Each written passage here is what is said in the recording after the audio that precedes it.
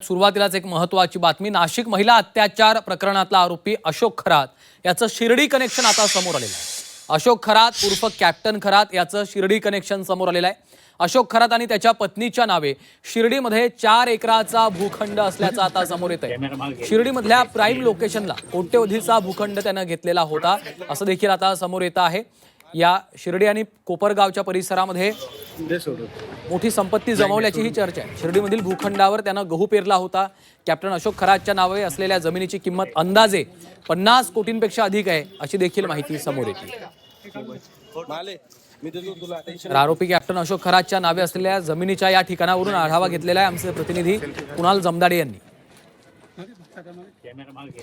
गल्लीपासून ते दिल्लीपर्यंतच्या राजकीय नेत्यांचे भविष्य सांगणाऱ्या कॅप्टन अशोक खरातला नाशिक पोलिसांनी बेड्या ठोकल्यात।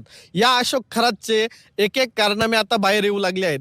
शिर्डी शहरातील प्रमुख म्हणजे मुख्य ठिकाणी अशोक खरात आणि याची पत्नी कल्पना खरात यांच्या नावे 4 एकराची जमीन असल्याची माहिती समोर आलेली आहे। ही जमीन जवळपास 50 कोटीहून अधिक रकमेची असल्याची माहिती देखील समोर आलेली आहे। या जमिनीमध्ये गहू हे पीक पेरलेलं होतं आणि कालच हे पीक ज्या व्यक्तीला करायला दिली त्या व्यक्तीने काढून नेल्याची देखील माहिती जी आहे ती समोर आलेली आहे। मात्र आता या जमिनीला कुलूप देखील असल्याचं बघायला मिळत आहे। कॅप्टन अशोक खराताची एक एक कारनामे आता समोर येऊ लागले आहेत। महिलांचा शोषण प्रकरणामध्ये या कॅप्टन अशोक खरातवर 35 वर्षीय महिलेच्या फिर्यादीवरून गुन्हा देखील दाखल करण्यात आलेला आहे आणि आरोपीला नाशिक पोलिसांनी बेड्या ठोकल्यात। मात्र राज्यभरामध्ये कोपरगाव असेल, सिन्नर असेल, वावी असेल किंवा शिर्डी असेल, राहता असेल या ठिकाणी या कॅप्टन अशोक खरातने जास्तीत जास्त जमिनी बळकावल्याचा देखील प्रकार जो आहे तो समोर आलेला आहे आणि या 4 एकराच्या जमिनीची जवळपास 50 कोटी रुपये इतकी किंमत आहे आणि ही जमीन